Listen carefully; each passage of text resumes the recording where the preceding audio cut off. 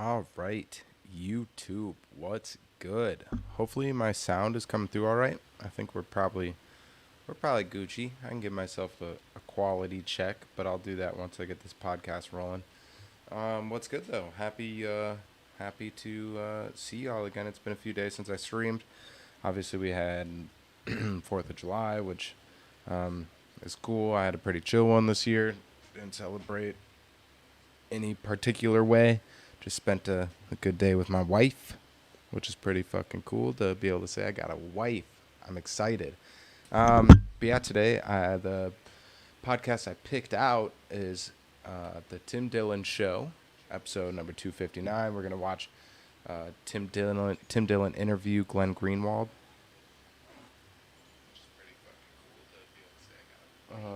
Sorry, I was just hearing myself over my phone.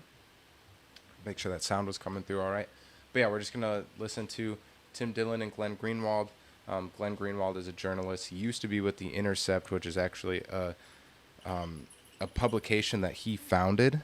If you hear that squeak, it's a fan. But it's a publication that he founded, actually, and he recently just left.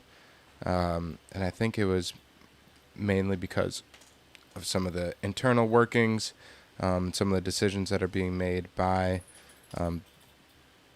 whoever it is that runs the show over there now. He didn't want to support or be a part of, and now I believe he has gone completely independent. He actually lives in Brazil with, I believe, his husband.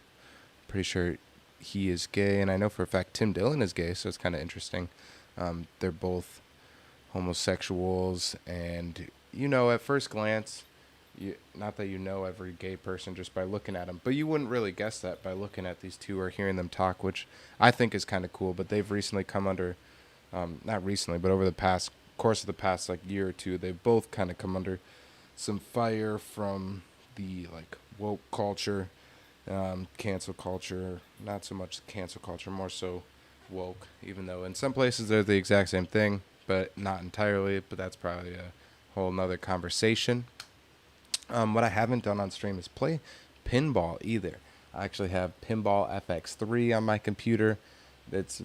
I had to delete a bunch of games because I'd been editing and stuff, like video editing, for more than just YouTube, which takes up a ton of space, and I need to probably transfer some shit over to my hard drive, my solid state, to be able to... What am I thinking about? To have more games on my computer. But for now, I just got Warzone and Pinball. And Pinball's kind of lit. Sometimes I go on some runs. I go on some runs on Pinball sometimes. So it might be fun to watch or to play along. And it's kind of chill, so we can maybe pay more attention to the podcast as it plays. And I can put some of my thoughts into that more often, because I can hit pause on Pinball. I can't hit pause on Warzone. But here we are. We loading up. We getting in there. If you are in the live stream, I appreciate you. Send me a message. Let me know you in here and you're supporting. I appreciate you, like I said. But yeah, let's just get rolling. I'm gonna hit play on this podcast. Drink some of my Kill Cliff, unofficial sponsor of today's stream, Kill Cliff. Just gotta speak it into existence. I don't know. I'm gonna hit play on this. Glenn Greenwald, one of the 7 journalists. I believe I said there were 7 journalists left. I may be exaggerating that number, but you're one of them. Thank you for talking to us. I appreciate it. From your beautiful mountainside casita I don't know, in Brazil. I'm unsure. I wanted to... That's so multilingual. Yeah. Well, I try. I wanted to talk to you, first kind of a broad general question. Are you surprised at how controversial you've become over the last 12 months? Is it shocking to you how many people are angry at you and how often they're angry? Not exactly. I mean, I do tend to have a very slightly polarizing personality, and it's kind of been that way for a long time, so making people angry isn't totally new to me. I've been doing that more or less since I started writing about politics, and even before when I was practicing law in Manhattan, and even before that when I was just an obnoxious kid.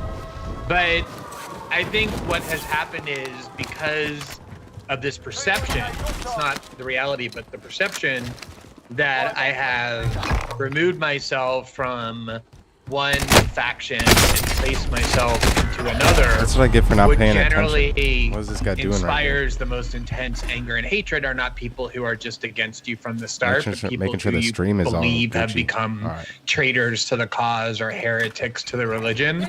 And there's a lot of people who are looking at me that way and are really angry. It's kind of like a sense of betrayal. And I think that's part of what is being generated there. But I also think it's, you know, I mean, I don't want to act like I'm an innocent victim. I mean, I also, especially since I left the Intercept and found this kind of, you know, complete freedom and independence, have been waging my own little war on the dominant sector of the media. And it's only natural to expect that they're going to wage war back on me. So I feel like it's kind of a two-sided battle, and it's not just me standing there all alone and innocent being, you know, attacked. What, in your estimation, has changed? The media held That's a lot not my of dog, water that's for Glenn's dog. George W. Bush. It's coming in the podcast. Well, can you kill them? I'm kidding. I mean, to animals the are so, I know he loves dogs, but it's I mean, it's amazing. These people with the dogs all the time. Dogs. You have cats. you have to take it on the right way, Tim. They're as excited Call as of I Duty am is about fucking your show. I was joke. actually supposed to be on Rogan tomorrow, Yeah. and I had to cancel that. Who's so that? They're a little Who is upset that? about that as well. Who is that? Does he have a podcast? Go ahead.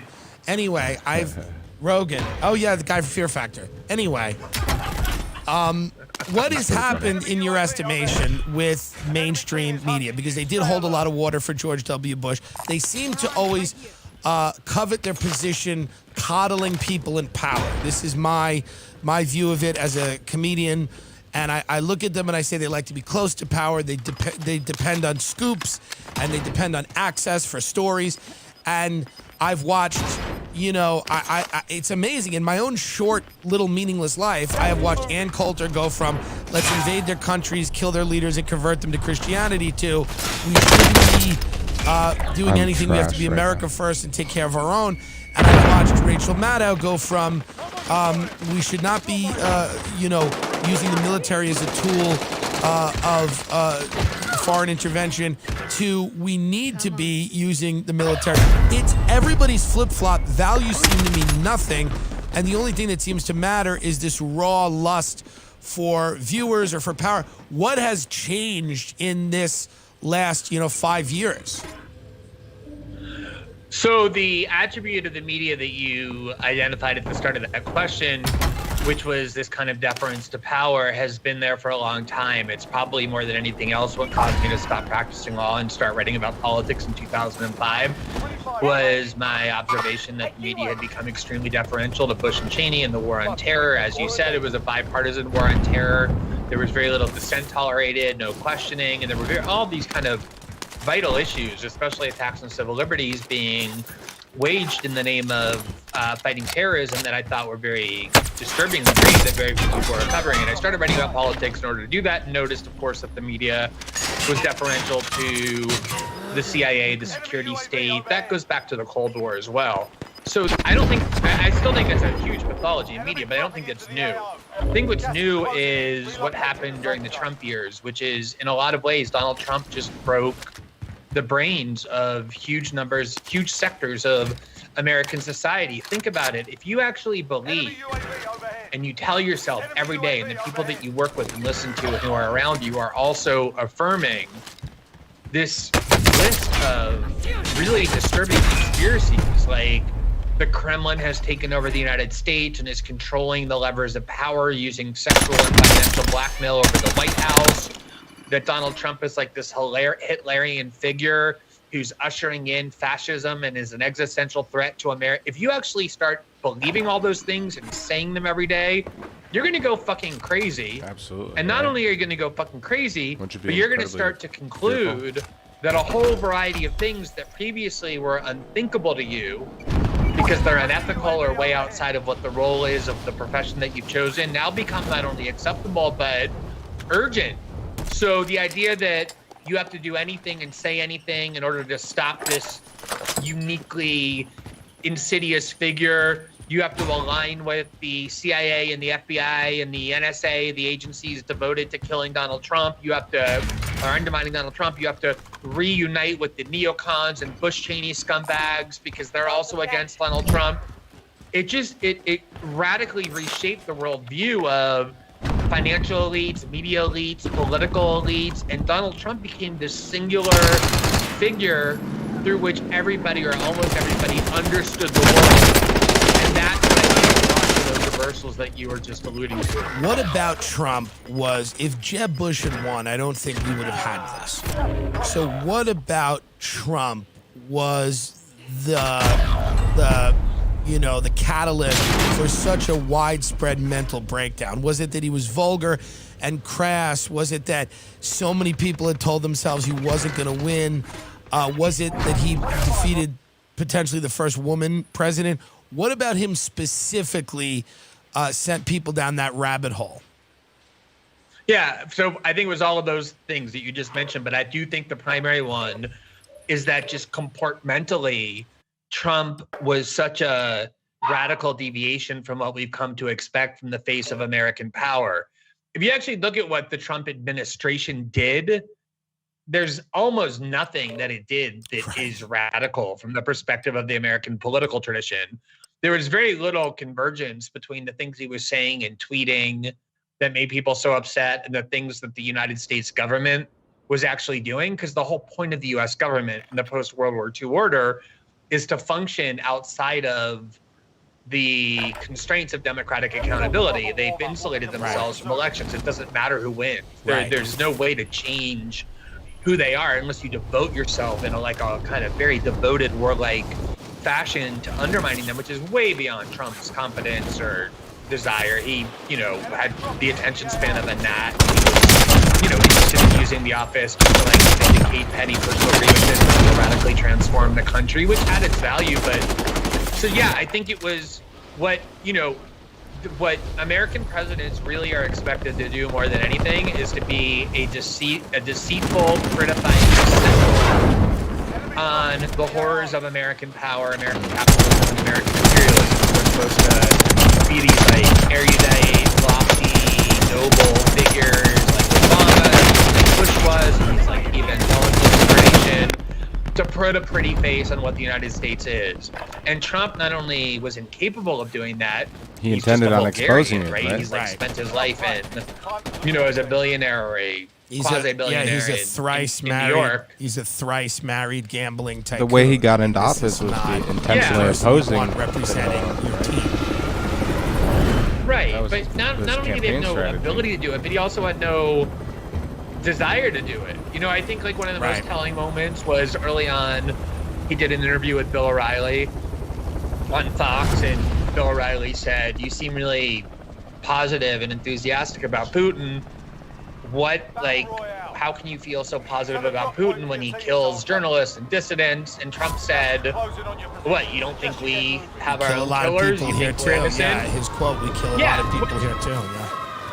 Right, and as usual, the thing that makes everybody angriest is when you tell the forbidden truth. Right. Everybody knows that that's true. Right. But the American president is the last person who's supposed to say that, right? They're supposed to uphold images of American exceptionalism. So I think it was just the upset that he just kind of defecated on the White House. He vandalized the noble corridors of power that stand for American exceptionalism. And I think that more than anything is what got them so upset, along with the uncertainty that, it kind of fucked with everybody's expectations. The New York Times was saying there was a 97% chance that Hillary Clinton was going to be elected.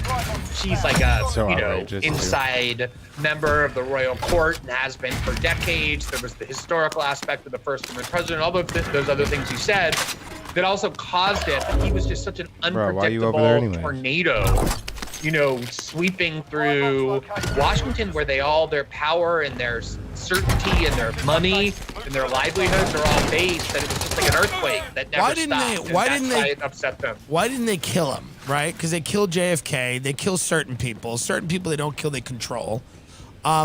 Why would they not, in this case, kill him? I mean, maybe they can't anymore. In the 60s, they used to kill everybody. Now they, I mean, Bobby Kennedy, Martin Luther King. I mean, you can go through them, right? Malcolm X. I mean, they just kill a lot of people, right? Now, I guess they couldn't do that in this case. He won the presidency.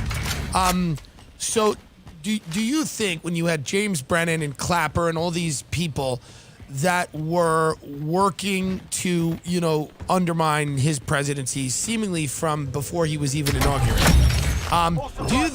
would you say that was sort of a, am I going too far to say that was kind of a soft coup? Were they trying to manufacture intelligence that got the president impeached and potentially removed?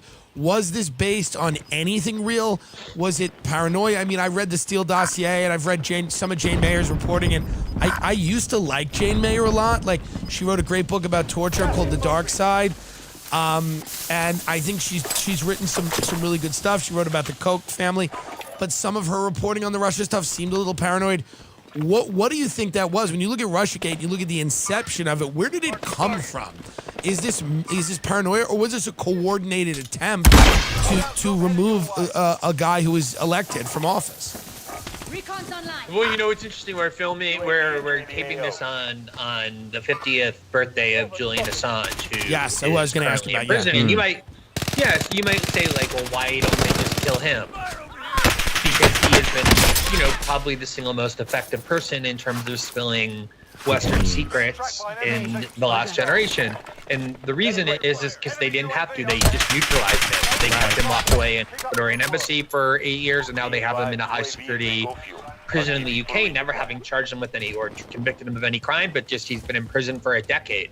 And that's how I look at Trump as well.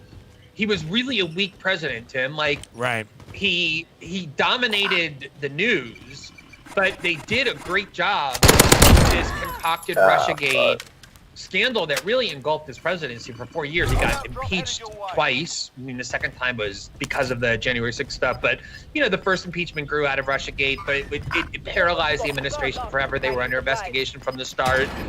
And that all came out of the CIA and the FBI. And, it's not like it was completely concocted. I mean, I know this is shocking to a lot of people, but countries do interfere in each other's domestic politics. Sure. The United States more so than anybody. So, yeah, the Russians wanted to fuck with the election, just like the Iranians did, just like the Ukrainians did on behalf of Hillary Clinton. And, there were some meetings between the Trump campaign and the Russians that ordinarily would have just faded into the woodwork in the context of like billions of dollars poured into the election. Some Russian bots on Twitter and Facebook were like an infinitesimal, barely detectable presence. So they took this tiny little grain of truth and they exploded it into this completely manufactured but quite dangerous conspiracy theory, because it ratcheted up tensions between the world's two largest nuclear powers. And then you had these media outlets who, as I said before, were convinced that it was their solemn duty no longer to do journalism, but to stop Trump, which are two very different things. Mm-hmm. And they just started getting fed by the CIA like they have been for decades. This just carousel of leaks designed to harm Trump, and they just were publishing it without any critical analysis at all. Right. So when you say, like, why did they kill Trump? Like, they didn't need to kill Trump. They got most of what they wanted despite Trump. They why neutralized couldn't they control the way that John Brennan kind of controlled Obama? It was a very close relationship and got Obama. I think we were in 7 wars and we had a huge drone war. Why were they not able to do that with Trump? Was it mainly personality? Did they felt that they had to neutralize him with Russiagate? Why would they not he seems like a guy that loves adulation. He seems like a guy. Was there no other way that they could have, exacted influence on him besides, dragging the country through this 2-year, somewhat ridiculous thing? So part of it, I do think, is personality. If you look at how Obama has navigated through life, he's always been an institutionalist. He always appeased institutional power. He was very adept at making people feel like they connected to him and they were subversive and important, when in reality, all he was doing was aggrandizing institutions of authority. That's who Obama was. So he came into office with this huge army behind him saying he was going to change Washington. He had no interest in doing that. So it was very easy to kind of mold Obama and integrate him into this existing permanent power center. He didn't really resist. He kind of liked that. He found it appealing. So, and he got those like cerebral generals like David Petraeus, and that's like special forces and like covert operations more than full-scale invasions. So, they were very happy with Obama. I think it's two things with Trump. One is I do think like his personality, if you look at how Trump has always lived his life, I lived in New York for 15 years when Trump was, just like a celebrity billionaire real estate mogul, always on page 6 or whatever. He was born in Queens. We always had like this huge inferiority complex. He always felt justifiably like the Manhattan establishment looked down their noses at him because of how he spoke, his outer borough demeanor. And that's why he was building those huge, penises in the middle of Manhattan to show that like he wanted to live above them all. He like always had an inferiority complex, much like Richard Nixon did. And so when you have this inferiority complex, it breeds this like resentment. And when you're resentful toward institutions, you're really not looking for them to like you. You actually feel this hostility towards them because you know that they look down upon you. That's one thing. But I think the bigger part of it was the CIA and FBI's maneuvering against Trump began prior to his inauguration. It happened throughout the 2016 campaign. That was when Russiagate was born in order to help Hillary. They were openly cheering for Hillary. Well, the last two prior CIA directors, Michael Hayden under George Bush, Michael Morrell under Obama, so one Republican, one Democrat, both essentially endorsed Hillary, and the New York Times and the Washington Post both accused Trump of being a Russian agent. So this narrative came from the CIA, and Trump knew that they were trying to sabotage him from winning. So as soon as he won, first thing he did was he turned around and fucked the CIA. And then, like, remember, one of the first things that they did was James Comey went to the Trump Tower and briefed Trump on the Steele dossier, knowing that that would then justify news outlets covering it. And that was before he was even inaugurated. So he was at war with them from the start, and they were at war with him. And I think like one of the most telling exchanges, people should go Google this if they haven't seen it, because it's like a Rosetta Stone for how American politics works. Trump being Trump, when he saw that the CIA was trying to blame Russia for his victory, which he felt, like it was kind of undermining or delegitimizing what he had achieved. So he was very angry about it, started going on Twitter and mocking them for getting Iraq wrong. Like, why the fuck should we believe the CIA when they say Russia did it, when they're the idiots who told us that weapons of mass destruction, Saddam had weapons of mass destruction? Again, things that American presidents don't say that are nonetheless true. And I think it was like 3 days before Trump was inaugurated, Chuck Schumer, the senior Democrat in Washington, went on the Rachel Maddow show.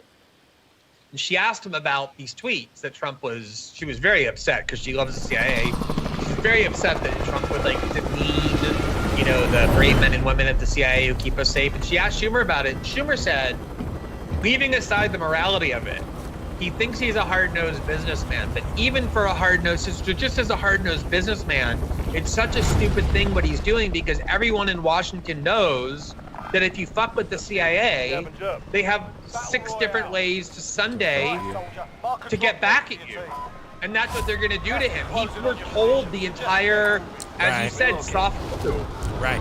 Like, he openly admitted what you're not supposed to acknowledge. Most people don't really know what the CIA is or what they do. I mean, my listeners do. And, I think most people think the CIA goes around, keeping terrorists from flying planes into buildings, which I'm sure it is a percentage of their job. But from my understanding, the CIA is a kind of the enforcement arm of the larger, whatever you want to call it, whether it's the military-industrial complex. Some people have said it's they use the word deep state.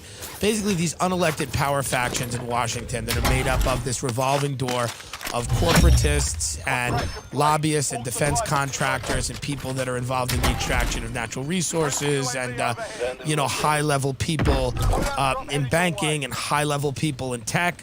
And the CIA is sort of, their muscle, so to speak. They're the agency that's able to kind of pave the way for them to do the things that they want to do. Am I wrong in my conception of what the CIA does and what their function is? Maybe their primary function. No, it's pretty accurate. I mean, if anyone ever asked me what book should I read to understand American politics, I always encourage them to read any history of post-World War II national security state, like The Devil's Chessboard by David Talbot. There are a bunch of them. Yeah, it's great. An amazing book. Because it's the other one that's good is Are You There, Vodka? It's Me, Chelsea by Chelsea Handler, where she lays out the role of nation states in the post-Cold War paradigm. But Chelsea Handler is my favorite foreign relations scholar. So she knows more about espionage. For someone that spent as long as she did drinking margaritas, she knows a lot about Russian politics and a lot about espionage. And I commend, as do many people in my business. Many people who've spent their lives talking about their penises on stage are very good at counter-espionage. I had no idea. Counterintelligence. They're very good at it. God bless them. Do you look at that as somebody who participate in the country and you see Hollywood and you know what's going on? I tend to think it is because Trump was kind of a creation of Hollywood. And they felt like you said in the beginning, when you turn your back on someone, when it comes from within, it's much harder to accept than when someone's always been outside of that sphere. But Trump is a creation of Hollywood. He's a Hollywood star, the biggest reality TV show of his era, But when you see people doing your job, you're a foreign affairs correspondent, or an investigative reporter, whatever you want to call yourself. When you see people doing that on Twitter who have zero credentials, and they are actors, actresses, comedians, even some people calling themselves journalists, you have taken real risks. Like, you live in Brazil because of the stories you've broken. How do you deal with that? Does that enrage you? Do you think that's funny? I'll turn the game down a little bit. Well, what's interesting is I think I started fucked up by throwing that right there. I was trying to remember the trajectory of my awareness of you and how I came to know who you were, and I think it was probably maybe 6 months ago. It was probably from the Joe Rogan show. I'm not really sure. And then he just started populating my social media feed, this thrilling weed that was just everywhere. I couldn't get away from it. And I remember watching and I was like, oh my God, I didn't know there were comedians who were still funny. I thought they were just all Jimmy Kimmel, who, called Jared Kushner an asshole, or Stephen Colbert, who talk about how Donald Trump sucks Vladimir Putin's penis, just sort of a slightly more crude version of Nancy Pelosi. That basically has become what mainstream comedy in the United States is now. It's complete. It's not only not funny, it's pathetic. It's just all fear driven. It's just trapped in these, the most stale and primitive orthodoxies. So I think that it isn't just comedy, but every aspect of culture. You see it with films now. You see it with art, with everything, that it has all become kind of corrupted and contaminated by the Trump years in a way that very few people have been able to escape. And watching any Hollywood, escapist thing, an award show or whatever, you're going to hear the same shit that you hear from resistance imbeciles on Twitter. There's no escape from it any longer. Right. It just subsumed everything. D-Chain is the first online platform designed to make crypto simple. Hit RB on that. Simple crypto. That's the one thing I've always said. It's easy to understand, Stupid. easy to grasp, totally makes sense to everyone that's involved. It's simple. So they're providing easy to follow guidelines, investing picks, and live access to their team of experts. That's what I like. There's no shortage of information online about crypto yet. Despite all this information, there are many people who don't know how to get started, what to buy, or who to trust. Our platform is perfect for investors at all levels, whether you're a complete beginner or are simply looking for guidance on what to invest in. And best of all, we've created 2 exclusive offers for listeners to the Tim Dillon Show at InnerCircle.com. The Winkle, my only ears $4.99 a month. Cute. Get our crypto investing picks, weekly newsletter, and crypto playbook crash course to master the basics. The Elon, $14.99 a month will teach you how to maximize your returns. You'll get their DeFi Made Simple crash course, market snapshots, live weekly Q&A with D-Chain's founder, Ed McCormick. Wow, that's worth, I mean, to make sure you have the information and guidance you'll need for the next Troll. bull run. King Troll. So if you're into crypto and you want to get into crypto and you don't know where to start, you don't know how it works, what they've created here is a platform that allows you to interact, to learn, to get recommendations about cryptocurrency. For less than the fee of a single trade, you'll have everything you need, including your expert picks, to start earning. Visit InnerCircle.com and sign up today. InnerCircle.com and sign up today. They have a team of experts. And those are the people who you'll be able to glean the information from because they are experts in cryptocurrency. Crypto experts. And that's why show, please. it's important that you deal with them. I'm not because they are value.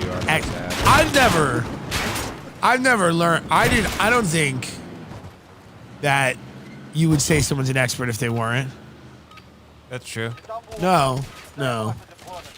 I believe if you're using the word expert, if you go to the trouble to type out the word expert, we're looking at some fucking geniuses. I mean, people you shouldn't have access to, but yet you can for $4.99 a month or at $14.99 a month. Although you can get the founder. You know it's a good company when for $15 a month you can speak to the founder if you want.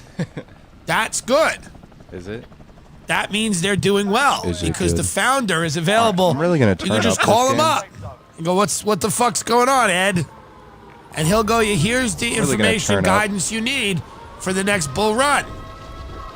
You get a live weekly Q&A, question and answer session with Ed McCormick, whose time is very valuable. That's why he's giving it away for $15 a month to people on the internet who are insane. That being said, it's a great way if you don't know about crypto. It's a great way to get in there, innercircle.com. If you like my show and you want to support it and also get into crypto, visit innercircle.com. My listeners getting good deals. The Elon or the Winkle. Crypto investing picks. You get a newsletter. You want to sound. Here's the reality. Sound cool. This will be a good way to sound cool. It may get you laid. $5 a month might get you laid because somebody might be like, hey, look at this fucking piece of shit running his mouth about cryptocurrency. Oh, no, fuck that guy. That could happen. Visit innercircle.com and sign up today. This episode is brought to you by Psycho Las Vegas, America's rock and roll bacchanal. If Hunter Thompson and Lemmy from Motorhead got together to make a music festival, it would be Psycho. You can gamble, swim, mosh, smoke indoors, get wasted, get married, and see 70-plus bands across 4 different stages at Psycho Las Vegas, August 20th through 22nd at Mandalay Bay Resort and Casino. Good energy there, huh? I will, of course, be performing an hour of stand-up comedy on August 21st. Psycho Las Vegas will feature performances by legendary Norwegian black metal band Emperor, metal's most recognizable voice, Glenn Danzig, Down, Cannibal Corpse, Pig Destroyer, Thievery, Corporation, Exodus, The Sword, The Flaming Lips, Dying Fetus, the Wu-Tang Clan, parts of them, not all of them, I Hate God, spelled EYE, and the Cambodian psychedelic group Dengue Fever. I'm looking forward to it. I don't know anything about any of these bands, and I don't care. But they're like in the thing. They go, please include if you have personal experience stories with any of the bands. Yeah, me and Cannibal Corpse used to go out to. Will you fucking shut up? Will you stop? I saw Marilyn Manson in a hotel room in when I was a kid. I mean, a hotel lobby, not a room. My parents didn't bring me to fuck him. It was a lobby. I thought it was very cool. Psycho Las Vegas, the first post-pandemic indoor music festival with a bunch of metalheads that are definitely fully vaccinated. LOL. Taking place at Mandalay Bay. It's a great dark. That's Viva. Forensics. This Heard is the him. longest ad. Anti-cap. The psycho. PIVA. PSYCHO.com. Now, when Julian Assange has been in captivity for about, If anyone's watching he's and he been needs held, something hostage advertised. for 10 years. I got you. I think about 10 years. I'm a little congested right now, but And you should he's hear been my psychologically my ad tortured, read maybe voice. perhaps It's physically fire. tortured. We don't know. Stupid fire. No one is calling this out. No major media that I've seen has really been defending Julian Assange, and we know all the reasons for that. We've listed them in this program already. Is there any hope for Julian Assange? Is there any way that he's released, or has he been so broken at this point that, even if he was released, it's like they've kind of accomplished what they were looking to do? I don't know for sure. The last time I saw Julian was in 2018 or 2019 when I went to London and spent 3 straight days with him in the embassy. And he, at that time, was very lucid, very cogent, like in good spirits. Talking about Julian Assange. But that was before he was in prison. He was still at the embassy, although he was looking very Where'd you just get pallid. I sniped mean, from? he hasn't been outside in 10 years, right? Like even Right. prisoners in horrible American jails get to walk around in the sun for like a half an hour a day. Julian he literally hasn't touched the sun or seen the sun in 10 years. He probably now has in prison, maybe a little bit, but when he was at the embassy, he was confined to a room and a half, almost for a full decade. So his health was suffering. He couldn't exercise. He had no sun, which is a necessity. The thing that angers me the most about the whole situation is, as much as the media hates me, when I was doing the Snowden reporting, like in 2013 and 2014, and the Obama administration was getting very threatening, I couldn't leave Brazil for like a year. Most of the media was on my side and like defended me. Why? Because I had one foot in their world, right? Like I was at The Guardian, one of the oldest newspapers in the West. And then in 2019 and 2020, when I did this investigative reporting in Brazil, that culminated in the indictment by the Brazilian government of me, the attempt to criminally prosecute me, as Bolsonaro, the president of Brazil, had threatened to do for months. Most of the American media, almost all of the American media, in fact, manifested in my defense. Like the New York Times published editorials, denouncing it. With Julian, it's completely different because he's never really had even one foot in that media clique. And they spent 5 years flamboyantly marching around, like prancing around as defenders of press freedom because Trump would say some juvenile insult about Jim Acosta or post some mean thing about Chuck Todd or Wolf Blitzer, and they would act like the First Amendment was imperiled. And here you have an actual grave threat to press freedom. The indictment that has been unsealed that the Biden administration is now pursuing, if it succeeds, it will criminalize investigative journalism, the relationship that, in fact, when the Bolsonaro government tried to criminally prosecute me in 2020, they used that as their model. The theory that the U.S. government is using against Assange is the one that the far-right government in Brazil tried to use against me, saying that my relationship with my source had crossed a line from passive receipt of information into an active role in the conspiracy to steal the information that I was reporting, which is exactly what they're using against Assange. So just out of self-interest, you would think American journalists who pretended for 5 years to be so devoted to defending press freedom, when it came to mean tweets about blown dry CNN douchebags, would be protesting and demanding Biden drop the prosecution. But they're not. They either don't know about it, they don't care about it, or they're cheering it because they're infantile. And what it really is about, Tim, is it's pure professional jealousy. Julian Assange has broken more big stories in the last decade than all of those corporate media drones combined. Right. So he is what they pretend to be. And his existence kind of holds up a mirror showing what they really are. Why isn't the CIA and the FBI and the NSA devoted to imprisoning Wolf Blitzer and Jim Acosta or Right. New York Times reporters? It's because they're not fucking threats to anybody. Right. They're servants. So the fact that they're doing it to Julian demonstrates who the real danger is. Who are when you look at the politicians like AOC and people like that, or whether it was Bernie Sanders or the woman with the brain injury. It forgets Marjorie Taylor Greene. Who are the people that you, and I don't know that she has a brain injury. I'm speculating that she has some form of autoimmune disorder, but it is entertaining, and I have no problem with it. I think middle-aged women should go off a little bit, and that's a disagreement I've had. I think women, after they can't have children, should get a little flighty and nuts, and a little offensive, quite honestly. I like believe that. What do you think's happened to gay people? Let's talk about that for a minute. Because it's not fun anymore. It's moralism. I have to tell people how to live. It's very hard for me to take balls out of my mouth and then tell people how to live. I don't feel like it's my job. I like going to Florida and eating shrimp. But now people want me to go to libraries and talk to children and help them realize who they are. It's not my job, and I don't care. So what is this? It used to be kind of fun, and now it's become this really office politics, bureaucratic, very language-driven, kind of like, it's weird and strange, and I don't understand it, and I don't both like it. Both of them are gay. Not everyone knows It's that. really sad. Like, whatever is shitty and cringy what's funny about and the way he repressive presented this and part. weak about liberal politics, it finds its, like, lowest point, like its zenith in gay institutional politics. Right. Which is really sad because, like, we're basically the same age. I think you're like 5 or 10 years older than I am, obviously. How but, old like, are you? What? How old are you? 27. How old are you? 16.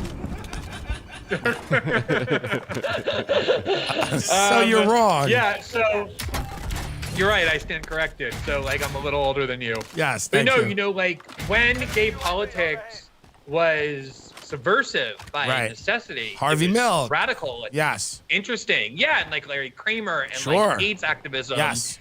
And Andrew Sullivan to a degree as well. Yeah, I mean, Yeah. Andrew Sullivan was kind of like, ironically, the sort of like You trying need- to be the Catholic conservative. You need a priest gay of gay conservative. culture. That's why I like Caitlyn Jenner. You need someone in the community that just really likes the country club. Yeah, well, and you also want like diversity, Sure. right? Like that's the whole point of a liberation Fuck. movement is not to be constrained in captivity, but to be free in your You shouldn't expression gotta do of me whatever like you that, do. though. But ultimately, like the politics were more radical and interesting.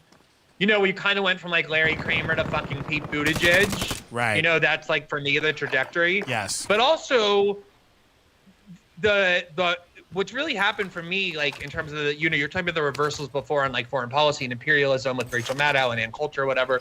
It's also taken place Why didn't culturally. he pick up that cluster strike? When I was growing up, the people who wanted to control private behavior and culture was the right. Like Right. Jerry Falwell and the moral majority. And like the transgression came from the left, like Sinead O'Connor ripping up a picture of the Pope on Sure. Saturday Night Live. And so the left always was the culturally transgressive movement of liberation. It came out of the 60s, obviously, as well, like the Summer of Love, right? And like hippies and all of that. The free speech movement as well. This is completely reversed. The cultural left in the United States has a longer list of rules for how you can date, how you can fuck, how you can like feel sexual attraction for somebody than the fucking Pope has with his encyclicals. Like they have all this like formula for who you can date and ages and like what you have to do, and they want to control everything. Everything is abuse, everything is harassment. It's like watching this mirror image where they have all become this like highly repressive movement that is unrecognizable to me except with reference to what the evangelical and Christian right was in the 1980s. Right. It's all become, and even the pushback is boring. I don't like. I'm like also. It's like, trans women weightlifters. I mean, I know that's an issue, but I can't care about that on either side. I just don't care about the Olympics, and I don't care about anyone, man or woman, who competes in the Olympics. And I'm not saying it's not a nice thing to do, but I just personally I don't care. I find the Olympics to be sort of a large waste of time for me personally. I know that other people attach meaning to it, and that's fine. But for me, I don't care at all. If I don't care that but it has gotten to this very weird point. It's just exhaustive. All of it's exhaustive. The left is, the right is exhaustive. You just get to a point now where nothing is new. We have the same conversations in a circular pattern over and over again. That's why Trump was sort of exciting, because at least there were these new conversations happening. Now they're all insane. The people with QAnon were clearly lost their minds, and Russiagate as well. What do you make of how we come out of this pandemic? How do you think personal freedoms and kind of this alliance we see now between big tech and big pharma and health policy and these very powerful, wealthy people like Bill Gates, how do we emerge from this pandemic? Do we emerge much like the same as before? Or are we now kind of on the road to a technocracy where decisions about your own body, decisions about your own health, decisions about all kinds of things, sexual freedoms, are all going to be somehow strongly suggested and or enforced by government policy? I mean, I think the COVID pandemic is clearly the most transformative event of our lives. You know, the only thing that probably competes with it is the 9/11 attack, but I would say it's probably going to be much more enduring and consequential because it operates on so many other levels. You know, I remember going back to like March or April of 2020 when the lockdowns first began and we were all socially isolated and told we couldn't leave our homes, and all those celebrities were saying stay at home. And the idea at the time was, people have forgotten this, you just have to do that for a few weeks. The idea is you have to flatten the curve, right? Like you have to prevent the healthcare system from being overburdened and collapsing. So you want to make sure the COVID cases kind of stream out in a way that's manageable. So you just stay home for a few weeks, maybe a couple months, and then that will enable the healthcare system to gain its footing. But then of course, like the lockdowns quickly turned into something much more protracted than that. And back in, March and April of 2020, it was obvious to me there was like a taboo, like Trump was saying, and I think Boris Johnson was as well, before he almost died of COVID, that look, we want to make sure people don't get COVID, but like locking people in their homes for months at a time is going to have its own huge cost. It's going to destroy the economy, right? Which makes people sick. It shortens people's lifespan. It causes people to be depressed. The amount of people mental that health illness. There was already huge increases in mental health pathology in the West. Every indicia of like suicide, depression, anxiety disorders, addiction, alcoholism. Everyone was already skyrocketing before the pandemic happened. So then you take everybody and you kind of exacerbate all of the deprivations that modern society is imposing on people. The lack of connectivity, the lack of purpose. We don't have like churches anymore, or synagogues, or labor unions, or like we all live in these tiny little isolated hovels, right? Where we're with really unfulfilling jobs. That's what's causing these mental health pathologies. People can't get married until they're like 40, if they get married at all. They have to live with their parents. So this exacerbated everything. And I interviewed two mental health experts, Johan Hari and Andrew Solomon, and they both said this refusal to take into account the cost on the other side of the ledger from lockdowns, isolation, and the like is mind-boggling, because probably it's going to be at least as significant as the number of deaths or debilitating effects from COVID. And no one wanted to hear that. You weren't allowed to do anything other than singularly focus on the danger of COVID. And it reminded me a lot of like the first few years after 9/11. The reason why mostly I began writing was because there was this obsession on safetyism. Like, oh my God, we're so scared of terrorists. We're ready to dismantle our entire system of government and our culture and our constitutional order in order to protect against it. When the whole time, even at the height of terrorist activity in like 2002, 2003, the chances that you were going to die of it in a terrorist attack if you were an American was less than literally the chance that you would die by getting hit by lightning, or like going out to dinner and eating some contaminated food and dying of it. And it was always radically exaggerated by forcing everybody, by scaring the shit out of everybody, basically, and turned Americans into this like completely submissive, acquiescent population. So that conservatives who like 4 years earlier were like, don't come onto our land, we're gonna use our guns to, were like meekly taking off their fucking shoes at airports and doing whatever they were told. You saw this like compliance that came from this collective fear. And exactly the same thing happened with COVID, but so much worse. Not only did people just stay at home for a year, like my kids, missed an entire year of school. Like, think about what that's going to do to, hundreds of millions of kids around the world. But also, Tim, I think what it really did is it centralized power in the hands of already, basically omnipotent institutions of authority, so that you are no longer allowed to even question the pronouncements of Fauci or the World Health Organization, or you would be banned from the internet. Right. And everybody was happy with that. Everybody was fine with that, even though they proved so often to be wrong.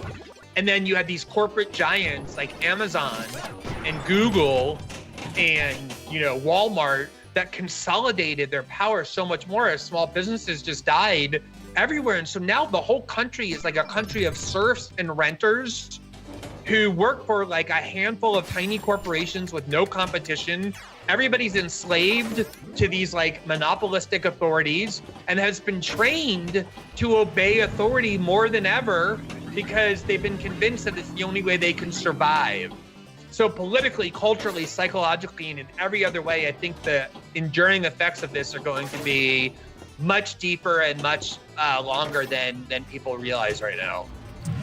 0 grams of sugar, 13 to 14 grams of protein, only physics gram of what are you gonna eat like? You know what quality of it will still die. Just the same. Tim Dillon. Uses good. Told no, but he pulled children, women, everybody. Guys, I don't really bring it up. Sheath underwear. I wish I 20% Use code starting Tim. more for you. I don't know what the products are. Honestly, I don't care.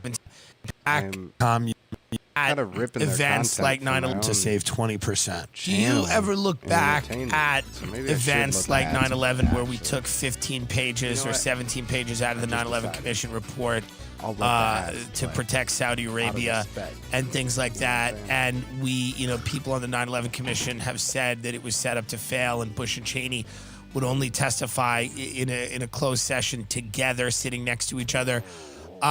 Do you think there's anything more that we should know about that day? I'm not suggesting that it was like this, a massive conspiracy, but is there something, do you think later on down the line, we will find out things about that day that surprise us or enlighten us to a degree? I mean, I think you kind of have to pick and choose your battles as Right. like a public person, right? Yeah. Like there's certain things that you fight for, and then other things you say, I'm going to leave that alone, right? 'Cause Right. we all have like finite energy and whatever. Right. But here's what I will say is that, why is it? Someone tell me why it is. I've been asking this question for years and no one has an answer. That 60 years after the assassination of John Kennedy, 60 years, most of the files in the CIA about that event are still classified.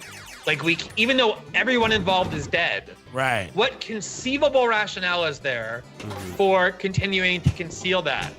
And you go back throughout, all those assassinations that you mentioned about the 60s, even into the 50s, there are things. The reason is because this permanent national security state that you had asked me about earlier that got constructed in the wake of the U.S. victory in World War II, and that was designed to, at least nominally, combat communism in the Soviet Union, which also became strengthened after its victory in World War II, that it has done so many things that would shock people if they learned about it, that it would shatter the foundations of people's confidence and trust in current institutions today, even though all those people are long dead.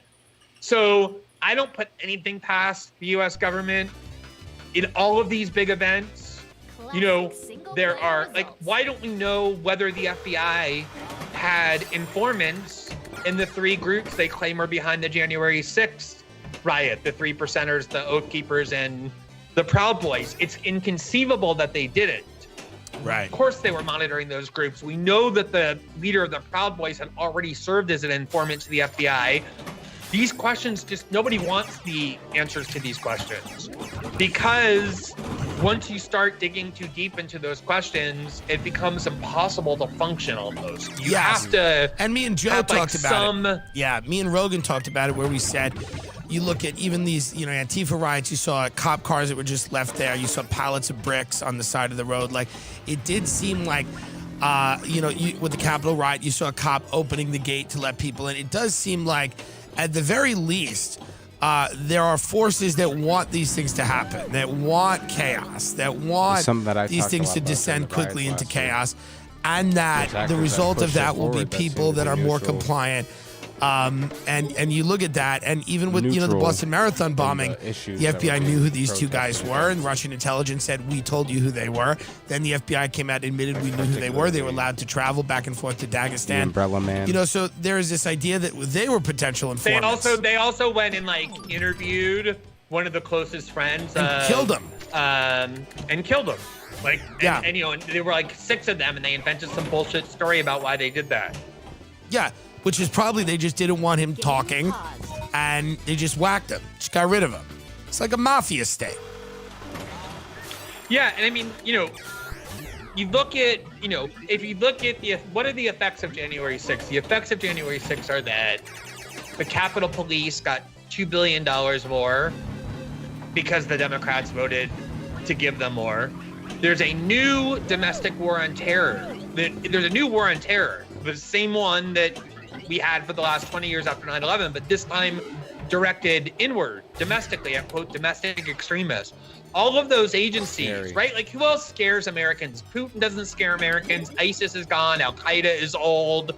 They're all like old villains on their last legs. You need new, scary threats in order to justify the continuous growth and bureaucratic power and budgets of these institutions.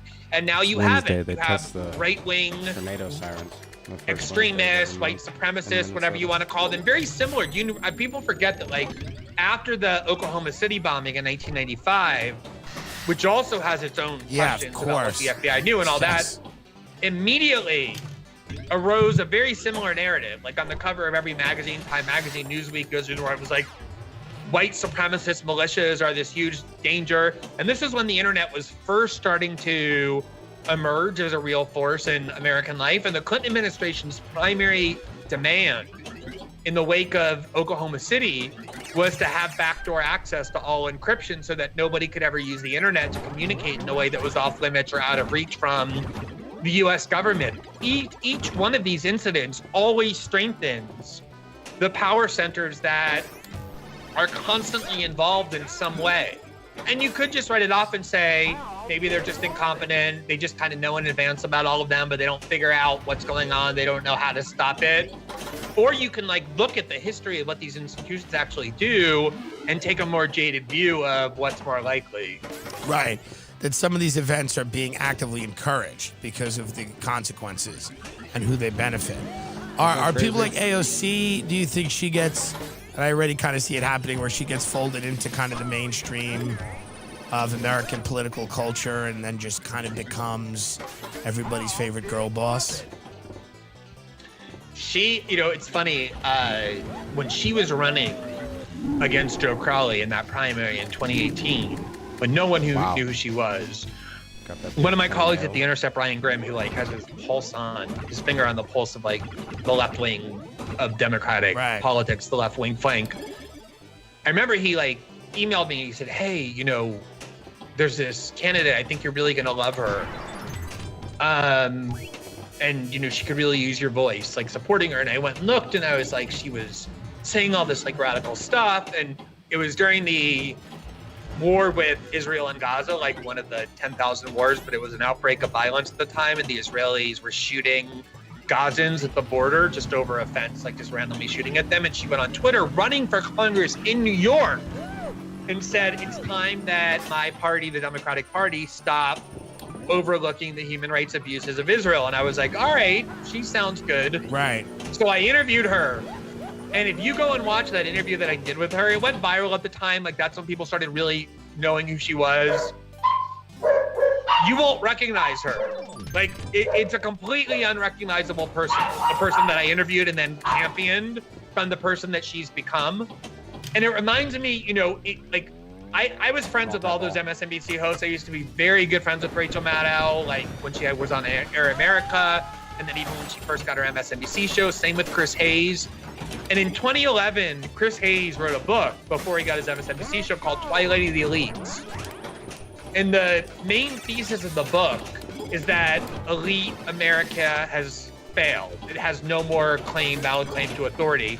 And his argument was this concept he called cognitive capture, which is that elite institutions have become so perfectly constructed that anyone who enters them and immerses themselves in them inevitably, not likely or usually, but inevitably will become co-opted by them. No matter how well-intentioned you are when you enter them, no matter how resistant you think you are to their pieties, the reward system that they have, it's like a perfectly constructed psychological fuck of your brain that no human being can resist. It's just been perfected over so long. And I remember I asked Chris in that interview that I did with him, well, you're about to go have an MSNBC show. What are you doing to prepare yourself to inoculate yourself against this? And he's like, I don't know. I haven't really thought about it. You can see the effects of the fact that he was telling the truth.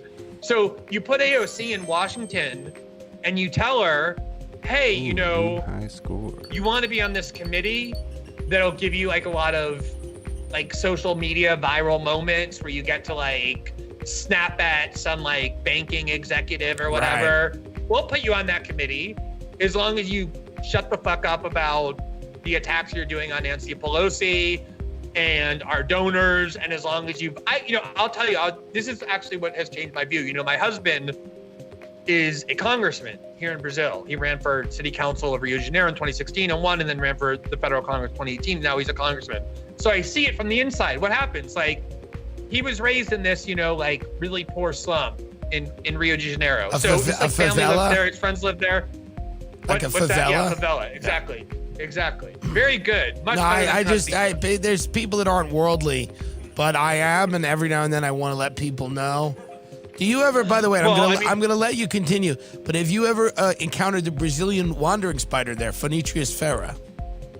Yes, we lived in this kind of, like forest area of Rio on the top of a mountain, and frequently those things are fucking terrifying and would enter our house, and I would have to call somebody who was not my husband or myself to go kill them. Interesting. All right, continue with the Congress. So anyway, he grew up in a favela. He actually, he entered politics because he actually cares. It's cute. Right. He takes it seriously. He doesn't think of it as a career. He really wants to help people's lives improve or whatever. So he'll have like a bill that will allocate I don't know, say $1 million to build some community center in the favela, so these kids who are 8 and 10 have things to do and don't get recruited into drug gangs, actual things that will help people. Right. And then he'll go to the scumbag leaders of the Congress who control what gets on the floor, and he'll be like, can you help me get this bill on the floor? And they'll say to him, yeah, we'll let your bill come up for a vote, and we'll even make sure it passes.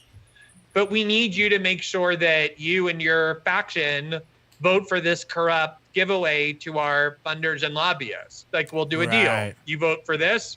And then you're suddenly in the position of do I stand on principle? Right. And just say, go fuck yourself, and then get nothing for the people who sent me there to help improve their lives, and I get to feel good about myself and do nothing? Or do I make that compromise? And then the more you make that compromise, the more you get sucked into that system. And before you know it, you no longer can distinguish between what's really the compromise and what's not. What's the way around it? It just seems like human nature is kind of inherently flawed, and that no matter what system you set up, you're going to have something like this. You could get public money out of politics. good luck. That seems like a good idea. But then you'll just have, the Epstein and the Ghislaine. You'll have there'll always be kind of ways. There'll always be things people want that they can't have that are provided to them. There's some illicit, and they'll always be controlled. When you look at the Epstein situation, how many elected officials are blackmailed, bribed, owned, controlled, with sex, with drugs, with things that they did, cheating on taxes, businesses they had years ago. How big of a scope do you think that is? Yeah, I mean, it's hard to say, right? That's one of the things that never got investigated because of his unfortunate and tragic suicide in prison. Yes. And, I think, human nature, if you just look at history, like human nature is a really ugly thing. Right. And so it's almost impossible to construct a politics or human institutions that aren't plagued by these kinds of pathologies. On the other hand, we do as humans also have this kind of capacity for compassion and empathy because we're political and social animals. We do have a kind of better side that can be appealed to. So I don't know. I've kind of come to the conclusion that what humans really do need is leadership, like strong, charismatic people who they follow, who are going to be imperfect, who are going to do dirty deals because that's just the nature of how you wield power, but who just on balance are going to make things somewhat better. And I think that's the most of what you can ask for and hope for. Yeah, it's a very rationalist view. Do you like Brazil? Will you stay?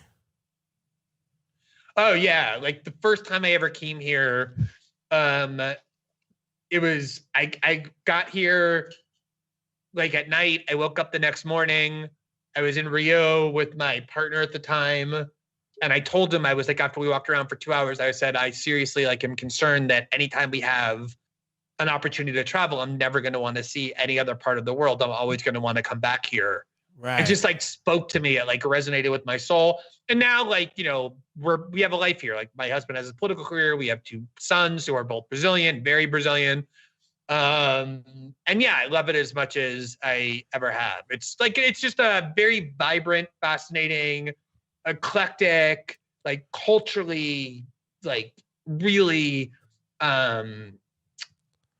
innovative country. There's really nothing else like it. It's like Austin. No. That's a joke for my listeners, but we're in a dump. We're leaving. Joe Rogan convinced us to move here to a swamp. Have you ever gone to the Amazon? Is that podcaster? He's in Fear Factor guy. He told us to all move here, and then we came here, and it's there's 2 restaurants, and they suck. Everyone's there's just tech people. Tech people, they don't even. It's like tech people. They don't care about culture. They just eating macadamia nuts and sitting there in their estates trying to figure out how to choke the remaining freedoms we have out of us. And they don't care. And they did it to the Bay Area where it's it's just kind of a boring. Who cares? And the cities all go to shit because the resources are sucked out and given to condo developers so they can build high rises with floating bathtubs, and then you have all these problems. What do you make of have you been to the Amazon? The Amazon has always fascinated me. I've always wanted to go there. I mean, I haven't spent lots of time there in a way that I can say anything meaningful about it besides what you read about it. I mean, I've been there twice for a couple of events. But yeah, it's just the kind of, it's what it makes you realize is that, there are people who live in the Amazon who are tribes that have no contact with the outside world. Yes. That are just very pristine and detached from the matrix, completely. They're living the way they did. I saw one of them on TikTok.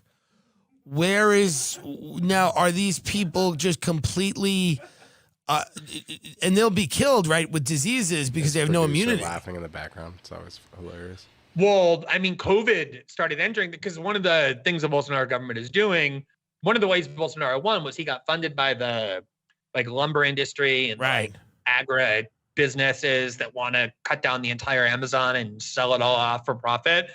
So they're constantly invading the Amazon. They don't give a shit about the indigenous people who live there. And one of the things they did was bring COVID to a lot of those indigenous tribes. That, as you say, camera started showing me no an healthcare ad. system, and they really don't have much of an immunity because they've been inbred for so long. Hold on, what was that? Did anyone see that? If you're here, if you're watching the VOD for whatever reason, my camera just started marketing to me. It showed up on the stream, but it also showed up on the camera itself. An SD card. It was marketing an SD card. Likely because I don't have an SD card in it. But what a weird thing. It just it knows that it doesn't have one in it. So it just marketed me one because it was turned on for a few minutes with that one. What in the fuck? Weird as fuck. Not to need it because they're not exposed to tons of bacteria and viruses. And I don't mean weird like weird that shouldn't happen, conspiracy yada yada. I just mean it's interesting what lengths they go to get their lengths a company will go to get their product seen, and what a silly place to like input that advertisement. I feel like I don't know. It just like I can't imagine that actually motivating me to purchase the SD card that it showed me. But I mean, I guess there's some people that might purchase the camera, try to be using it or something, get that screen and be like, oh, that's an SD card, which, okay, I can get that. But that just seems so stupid and unlikely. But yeah, rant over. Is like the way we are. So they had a much higher death rate, a lot of these tribes did, from COVID than non-Indigenous people. Yeah, and that's unfortunate. Are you planning on making any trips to the United States? Are you working on a new book? What's the next phase? What's the next thing for you? Are you gonna start a podcast and build a social media empire? Are you gonna be an influencer? Where do you think the next journey takes you? Well, I'm doing some modeling. Good. Obviously. That's always been a big part of what I've done, and Me I too. love it. It fulfills. Yeah. No, I've seen you at shoots. Yes. No, well, I was supposed to be in Austin literally today. Right. We would have taken you for dinner. It was going to be the first. Proving how bad it was. I know. Yeah. Yeah, that would have been great. But I'm gonna be. I just had to cancel for logistical reasons that are too boring and annoying to go into. But I'm gonna be there a little bit. Yeah, I'm gonna start traveling again. I don't miss traveling. I'm my Substack has Huge. excited me. It's been a big success, and I'm also gonna. I'm really interested in the only things I'm interested in are so things much that hair exist on me. outside Oh my the God. binary, like outside the matrix, that Yes. outside of that like dreary left-right fighting. Yeah. Those are the only things I listen to. Those are the only things I'm interested in. They're the only places I'm going. The reason why I go on Tucker Carlson's show is because I feel like that is an example of Yes. like something that's politically and ideologically heterodox. It's why I think Joe's show has been amazing. successful. Yeah.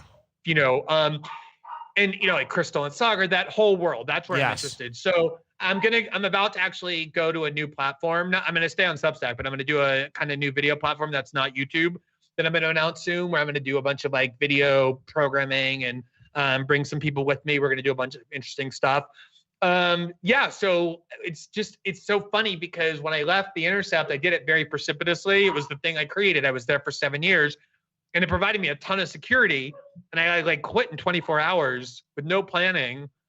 And it was just the best fucking thing that ever happened. Like just the emancipation, not just like no longer needing to be captive to an institution, but just psychologically, like there's never a moment anymore when I think maybe I can't say this, maybe I can't talk about this because of the need to appease that world, because I've just not only cut myself off from that world, but then burned it down to the ground as I left.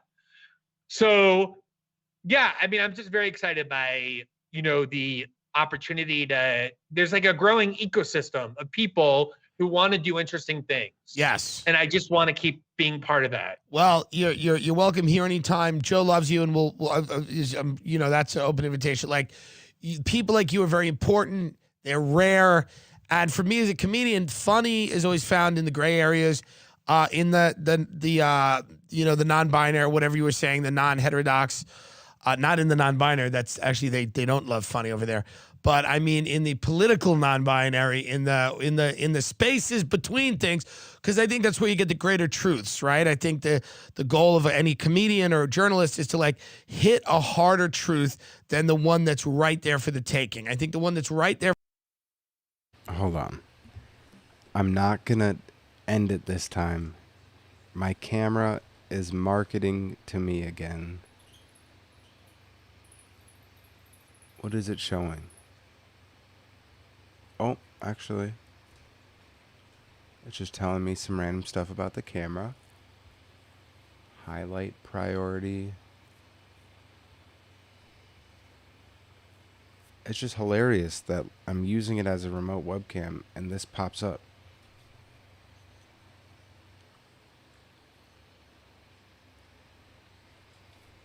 Like what? For the taking is shallow, and if you're good at what you do, you're trying to reach for that deeper thing. But where can people follow you if they want to support your Substack? Yeah, so it's just And we've been trying to get Katie Herzog unsuccessfully deplatformed from Substack because she called me a fat goon. And I've written letters, and we want her off every social media. Katie Herzog, who's so like I said at the beginning of this little live here, Glenn Greenwald is a journalist. He lives in Brazil out of fear for his life and retaliation from the United States government. He left a publication that he founded, The Intercept, and now he just writes articles independently and shares them to Substack. He just said he's also going to be announcing soon something, a video or something, some new platform thing that he's going to do. And yeah, this is just a look at his Substack. You can see kind of the articles that he's put out. Biden's lawless bombing of Iraq and Syria only serves the weapons industry, funding both parties.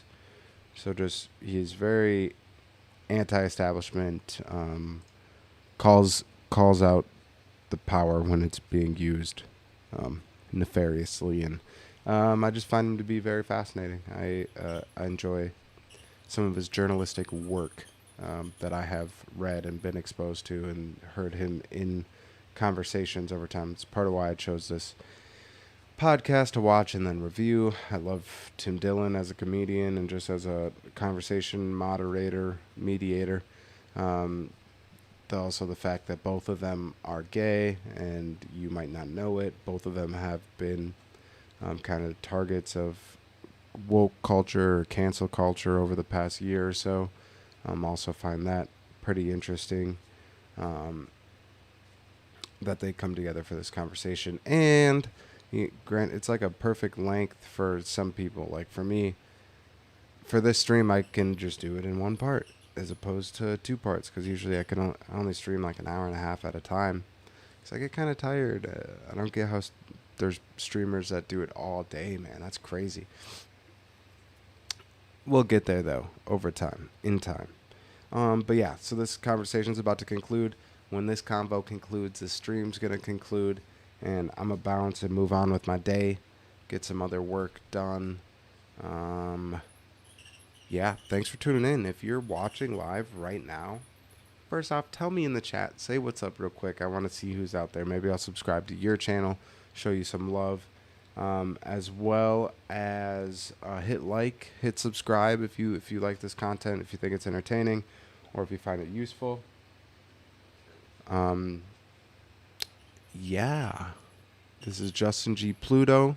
This conversation will conclude, and we will be out of here. So enjoy your day, everybody. Love you. Peace and love.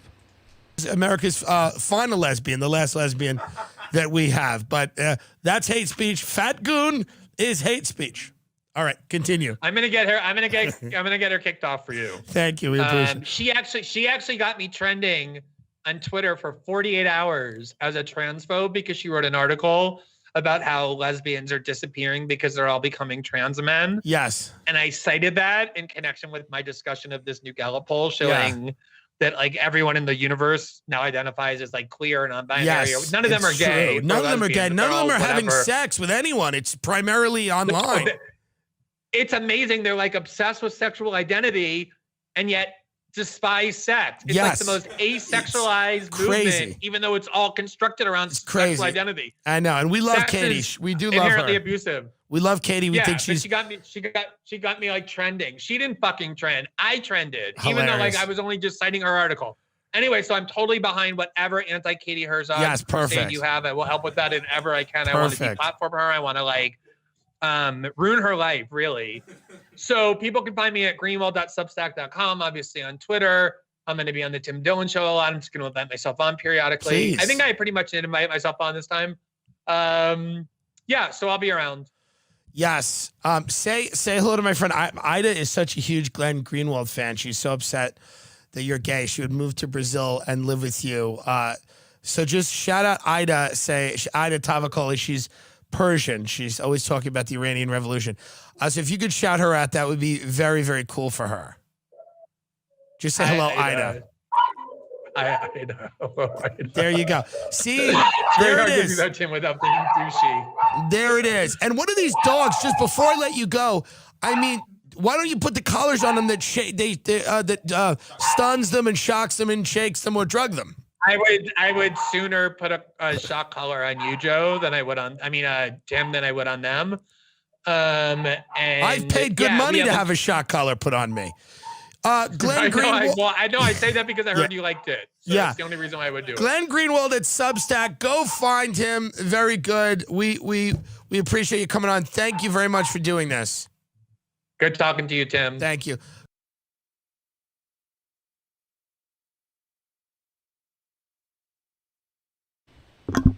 Again, like I said, Ladies and gentlemen, peace welcome out. to the Peace out, homies. Enjoy Tim your Dillon Show. day. I hope y'all kick some ass and whatever the fuck it is that you're up to. Whatever you're doing, do it the best. See this fan back here? That one, that's that background noise. It's kind of annoying. I'll get a new fan by next stream, or I'll get this one out of the room, but you know what I'm saying. Hopefully this congestion goes away too by then. I went swimming in a lake, and I always get congested like this. I need to get a nose plug or something like that so I don't get this. But yeah, like I said, for real, thanks for being here. I appreciate you. Hit like, hit subscribe. Look out for your boy to come up with some new original content coming up here in the very near future. I got a team that's assembling currently. We're meeting tonight, actually, and we're going to get shit rocking. So